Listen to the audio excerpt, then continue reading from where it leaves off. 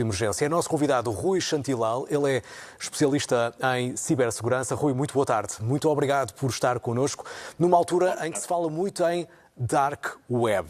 Mas no cibercrime em Portugal, quais são nesta altura as áreas com maior incidência? Estamos a falar de burlas online, de roubos de identidade, do que é que estamos a falar? Obrigado pelo convite. Na verdade, estamos a falar de uma diversidade de ataques e de ameaças que neste momento atacam tanto empresas como individuais. E estamos a falar desde ataques de phishing, com o contexto de fazer extorsão, estamos a falar de, às vezes, simples burlas que aproveitam as ferramentas tecnológicas, como roubos de identidade, roubos de informação, roubo de informação estratégica, quebras na área da privacidade, aproveitando aplicações que supostamente são legítimas, mas estão a recolher dados das pessoas de forma inadequada. Portanto, estamos a assistir a uma multiplicidade, na realidade, de potenciais ataques, tanto às organizações como aos individuais. Rui, diria que é um bom conselho, por exemplo, por estes dias, mudarmos a password do e-mail e das redes sociais? Sem dúvida que sim, mais do que isso, diria que é também uma boa prática, por exemplo, habilitar a autenticação de 2 fatores, nas quais, para além da password, é preciso, por exemplo, um SMS de confirmação. Existem muitas aplicações hoje em dia que já o permitem, e esse tipo de abordagem permite que, para além da necessidade de uma password, mesmo que alguém lhe roubasse a password, ainda teria que ter acesso, por exemplo, ao seu dispositivo.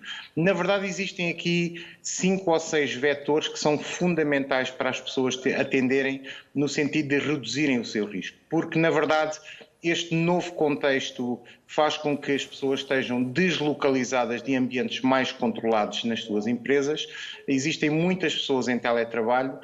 Os atacantes são cada vez mais organizados, mais sofisticados, e eles sabem disto. E, como tal, tentam tirar partido.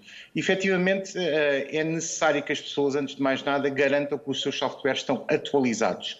Não só o sistema operativo, mas o seu browser, as suas ferramentas Office, etc. Porque as ferramentas, tal como um carro, por exemplo, pode trazer um problema, pode trazer um defeito de origem que quer uma atualização para a corrigir. Se não a corrigir, deixa uma janela aberta para os atacantes.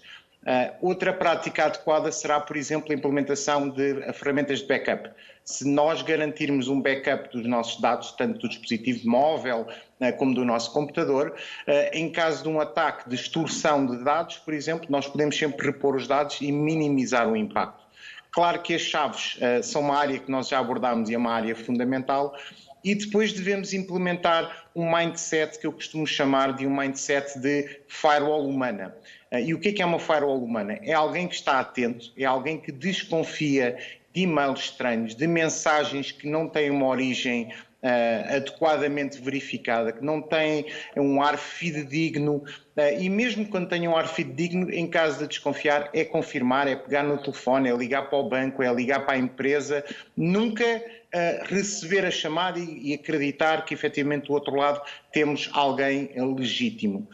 Por fim, também é fundamental instalar ferramentas que apoiem o utilizador. Estou a falar de firewalls, de antivírus, de mecanismos de anti-malware. Portanto, na verdade, no contexto da cibersegurança, é a conjugação destes vetores todos que fazem com que exista uma abordagem estruturada à redução do risco. Rui, e por estes dias houve uma explosão no que respeita às conversas online. Nunca usámos tanto as videochamadas, por exemplo, no WhatsApp, e agora há um fenómeno chamado Zoom. Nestas transmissões em direto, que cuidados é que devemos ter? Bom, tal e qual como em qualquer ferramenta, existem 2 grandes vertentes. Existe a segurança que a própria ferramenta aporta e existe a segurança que o utilizador irá aportar na forma como utiliza. Porque, repare, eu posso ter uma faca que, bem ou mal usada, poderá ter um resultado completamente diferente.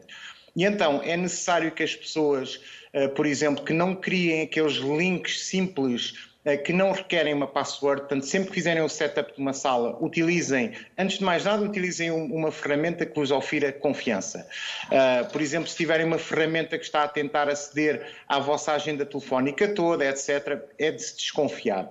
Depois, convém garantir que a sala em questão tem uma password, por exemplo, que depois de termos todas as pessoas que estão supostas dentro da sala, que façamos o lock da sala para que mais ninguém consiga entrar na sala, por exemplo, que possamos estabelecer uma password adequada para a entrada nessa sala e, portanto, devemos ter algumas práticas adequadas porque não podemos só culpar o software. É sim preciso correr software adequado e, no caso do Zoom que referiu, existiram alguns problemas identificados que creio que eles têm estado a trabalhar para os corrigir. O ideal é que os tivessem corrigido logo à partida. Não os tendo corrigido, as tais atualizações a que eu me referia poderão endereçá-los, mas ainda assim não é suficiente se não existir uma boa prática por parte do utilizador.